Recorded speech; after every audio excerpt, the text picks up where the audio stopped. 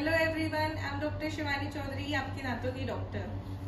आज हम बात करते हैं बैड ब्रेथ के बारे में। अक्सर आपने जिनको शिकायत रहती है कि मेरे मुंह से बदबू आती है, जिनको पता नहीं होता कि मेरे मुंह से बदबू आती है बट सामने से बोलते हैं कि यार आपके मुंह से बहुत बदबू आ रही है, आप प्लीज़ अपना मुंह धो के आए या कवर करके बात करें।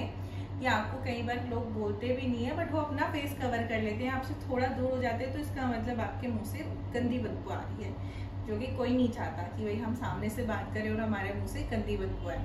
तो इसके सबसे पहले तो हमें कारण जानने होंगे कि क्या कारण होते हैं मुंह से गंदी बदबू आने के, और फिर उसका हमें इलाज क्या करना है। तो कारण काफ़ी सारे होते हैं। सबसे पहले कारण होता है कि आपके मुंह में कोई कैविटी तो नहीं है, आपको कोई गम डिजीज तो नहीं है।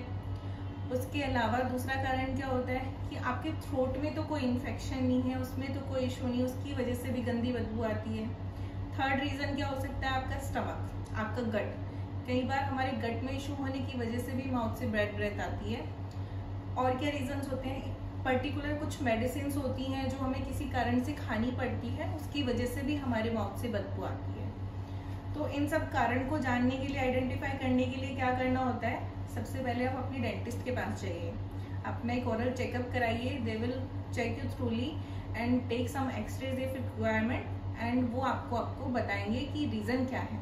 सबसे पहले अगर आपको कोई कैविटी है तो आपको उनको ट्रीट कराना होगा, जिनकी वजह से इन्फेक्शन बना हुआ है या कोई पस बना हुआ है तो उसके लिए ट्रीटमेंट कराना होगा।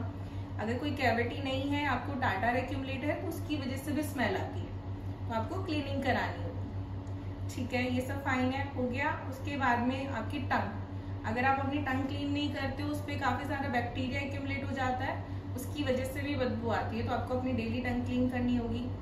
आपको डेली फ्लोस करना होगा। आपको पता कैसे चलेगा माउथ से बदबू आ रही है, आप जब फ्लोस करते हो और उसको स्निफ करोगे तो आपको स्मेल आएगी, ब्लीडिंग होगी, तो आपको रीजन पता चल जाएगा कि हाँ मुझे गम इन्फेक्शन हो रहा है और मुझे क्लीनिंग की नीड है।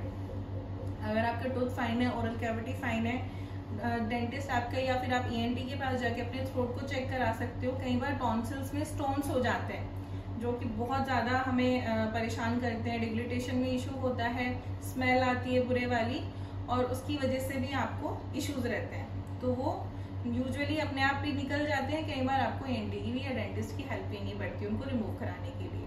तो उसको प्रिवेंट करने के लिए आपको अपना हाइड्रेशन पे ध्यान देना होगा, अपनी ओरल हाइजीन को मेंटेन करना होगा।